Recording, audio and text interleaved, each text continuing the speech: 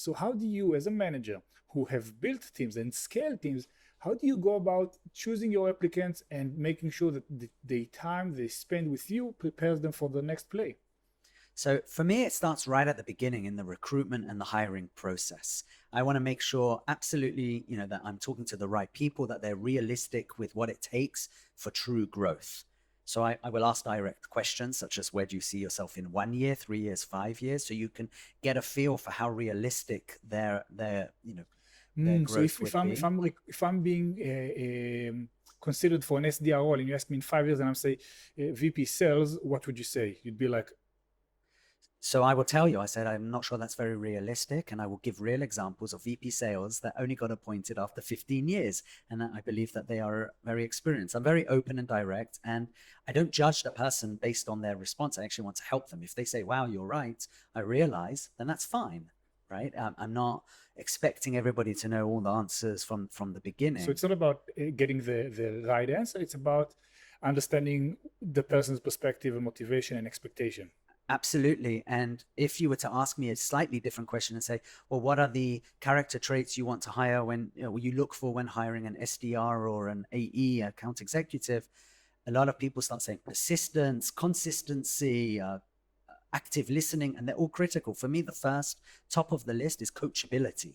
If somebody hasn't got coachability, I'm not sure if it's a real word, but if I cannot coach them, if my team cannot coach them, if they're not willing to be self-taught as well, right, to grow in on their own, then for me, that's already a red flag. So would you say that if someone says that they're coachable, would that be equivalent to saying like opting in for feedback? It's absolutely opting in for feedback and then acting upon it. So in our processes, we in our recruitment process, we often will do tests, whether it's a research test or a phone simulation, whatever the test is. One test for me doesn't teach me anything. I'm absolutely not interested in one test because I want you to be coachable, not the finished article. Unless I'm hiring for a senior position, that's a different issue. So we will run through one of these tests. I will give feedback. Before I give feedback, I ask them how I think they have performed to see how self-aware they are. Then I will give both positive and constructive feedback. And then either a few minutes later or sometimes even the next day, we will go and do it again. And I'm looking to see if they've listened to that feedback. It sounds like you spend a lot of your time with your directs, like that your job is their performance in a way. So it's not in a way, it's 100%. It's 100%. For me, the expectation to give them initial onboarding, right? Onboarding is the training you get when you've just joined a company.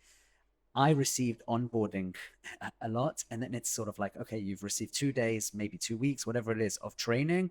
Here you go. Good luck. For me, that didn't work. And therefore, I have to make sure that I pay it forward, the lesson that I've learned. And for me, it's ongoing. And when building a sales team, it's not new and it's not mine, but there are three main elements. There are people, processes, and tools. And so people is the first one, and it's the primary one. Hiring and recruiting and training, motivating, and holding on to the right people, for me, is probably the most critical part of growing any startup.